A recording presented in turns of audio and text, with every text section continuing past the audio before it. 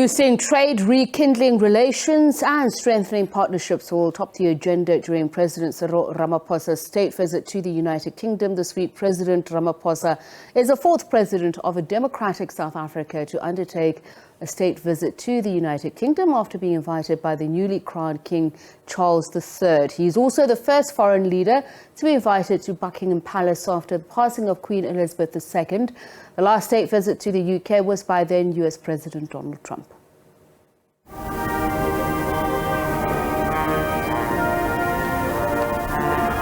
South Africa's ties to the United Kingdom date back more than a century, from a colonizer to a partner.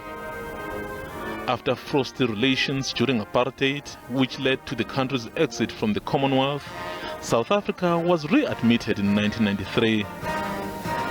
Even though the Commonwealth does not have a multilateral trade agreement, trade with other members takes place on a large scale. President Cyril Ramaphosa will travel to the United Kingdom for an official state visit. He follows in the footsteps of all previous presidents of a democratic South Africa. In 1996, the late global icon Nelson Mandela was invited for a visit by the late Queen Elizabeth II. Good morning. Your Majesty, good morning. Very nice to see you again. Mandela's successor, former President Thabo Mbeki, was also hosted by the late Queen in 2001. In 2010, former President Jacob Zuma also got an invite to Buckingham Palace. I think that reflects the long history, the shared history between our countries, and indeed the modern day friendship and partnership. And that is what lies behind the decision that will be made to invite President Ramaphosa to make this visit to London next week. The President will be the first foreign leader invited by the new British monarch, King Charles III, since his ascension to the throne after the passing of his mother, Queen Elizabeth II, in September. The new king is no stranger to South Africa. He visited the country on a number of occasions in 1997, 2011 and 2013.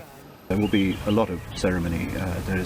There will be a ceremonial welcome for the President on what we call Horse Guards Parade in the centre of London. He will inspect a guard of honour with His Majesty the King. There will be the state banquet on Tuesday evening hosted by His Majesty the King and the Queen Consort, and the President and the King will both make speeches there.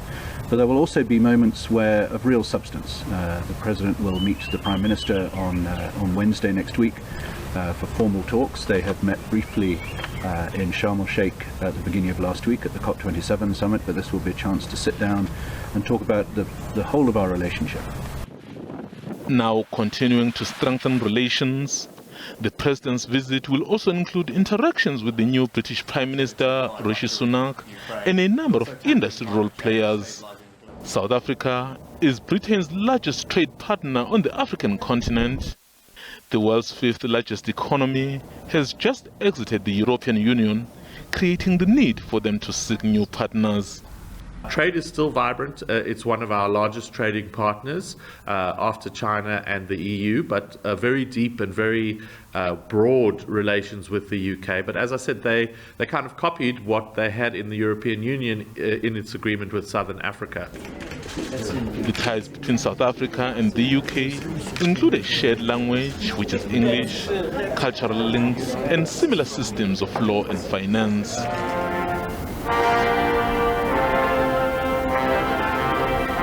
Mzwandile Mbeji, SABC News, Johannesburg.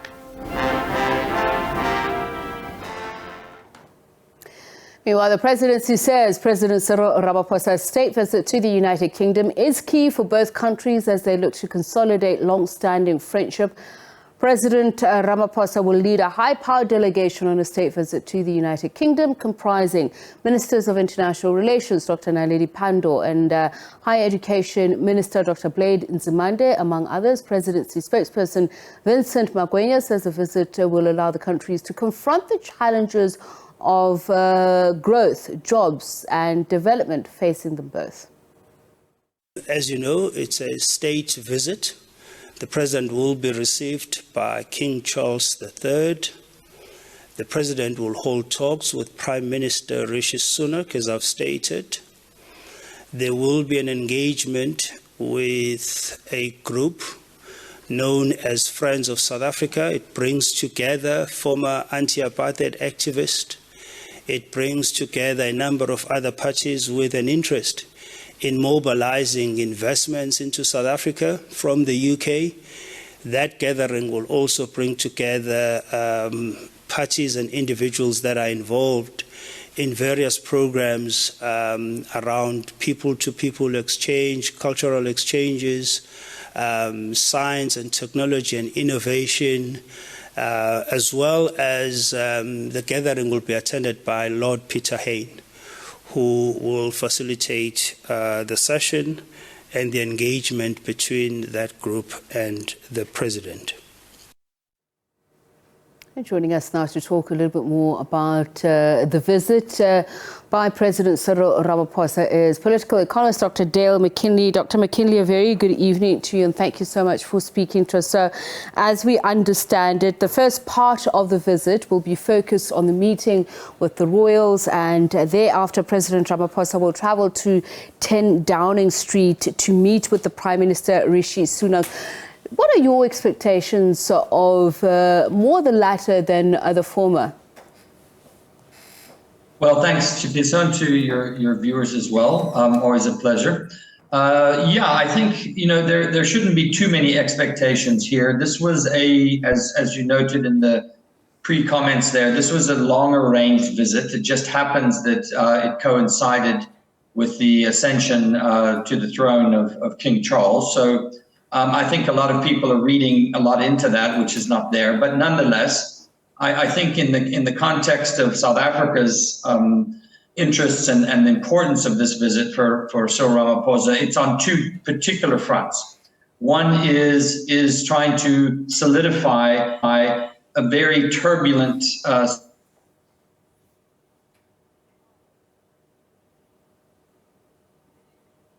And welcome back. We continue our conversation with political economist Dale Mckinley. Dr. Dale Mckinley speaks to us about President Cyril Ramaphosa and his delegation, their visit to the UK. They will arrive tomorrow. The first day of talks commences on Tuesday, I believe. The first meeting with the royal family and the second with new Prime Minister Rishi Sunak. And you're saying there, Dale, that too much has been made of the visit, given that it has been in the works.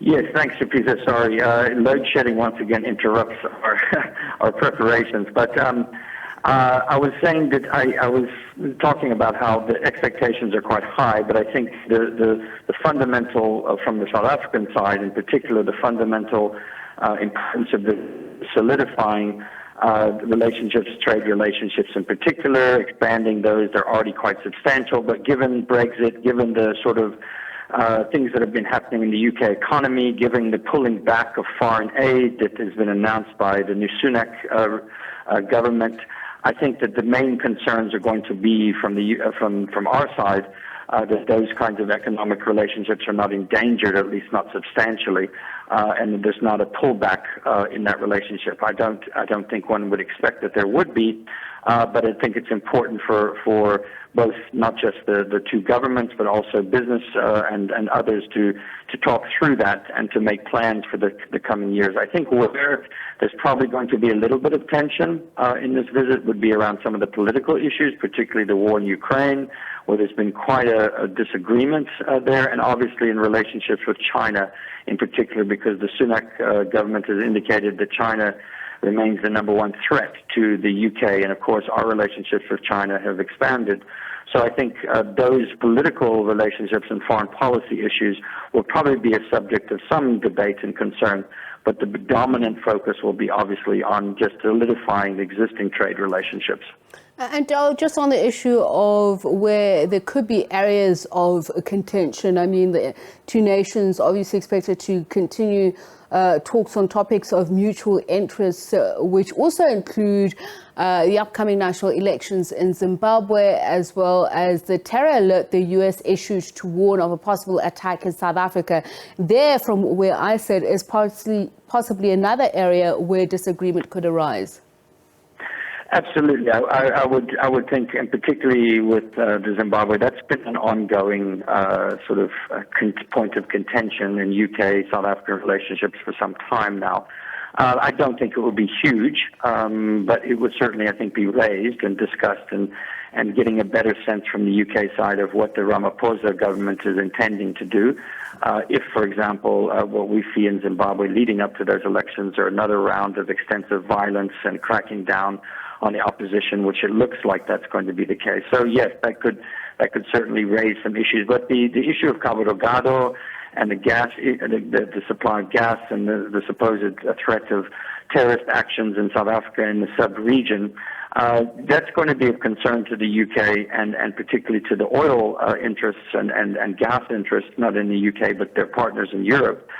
Precisely not simply just because of the political concerns or the fact that it could engender some safety and security issues for UK citizens in this country and business interests, but clearly because of the larger context of energy dependency that Europe and the United Kingdom have been forced into as a result of the Ukraine war. So they're looking for new markets, they're looking for new opportunities, and I think they're going to be particularly concerned about what are the plans security-wise and politically in South Africa, in Mozambique, and in the region, generally speaking, for the next 2 or 3 years. And I just want to climb back to a point that I was making earlier on, because you were just speaking about the business relationship. The President will also visit the UK-South Africa Business Forum at Lancaster House. And we're speaking about Zimbabwe. That's obviously a symbolic name.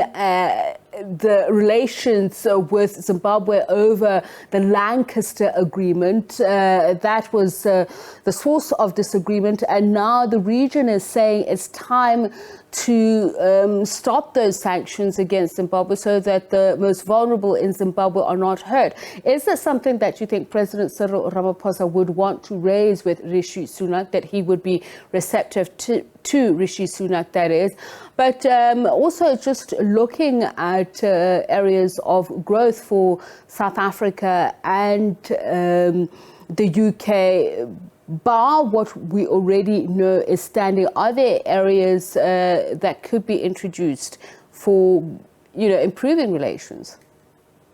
Yeah, so on the first issue with Zimbabwe, I don't think it's going to be, should we say, a priority issue. I think it'll be raised. I think it'll be discussed. But I don't think that the Ramaphosa government is going to see, like maybe in the past it was, where Zimbabwe became a serious point of contention.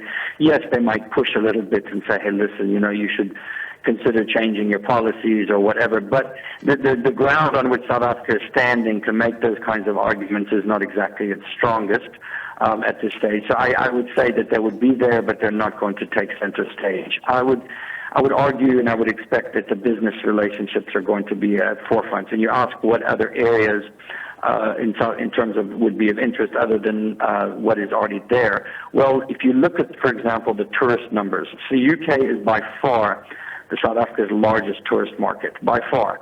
And you've seen the uptick this year in numbers. I'm here in the Cape at the moment, and I can see, just in the last few days, it's been quite substantial just to see how many tourists have come back. So that is a huge foreign currency earner for us. It's a big issue. I think that will be front and center in terms of issues of safety and security. I think infrastructural development will also be on the agenda in terms of foreign direct investment in infrastructure, particularly in energy infrastructure, given the just transition loans and development aid that is coming to try to wean us off of coal. I mean, these are very early days on that front, but I certainly think this is going to take a much more prominent role in relation to foreign direct investment and infrastructural development. And then obviously there's the other area which I think we're probably going to be needing going forward from the UK is a better exchange of educational initiatives and skills development from our economy. So I think those are the key areas on the business side that will probably take center stage. All right, thank you so much for your time, Dr. Dale Mckinley, political economist.